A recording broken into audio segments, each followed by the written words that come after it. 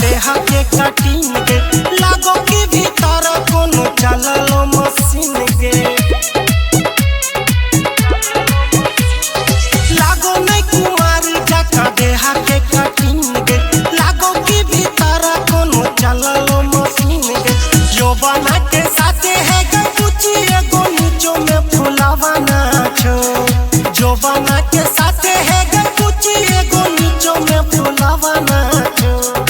करबो नहीं तोरा सदिया देवे पेट में खेलावा नाचो करबो नहीं तोरा सदिया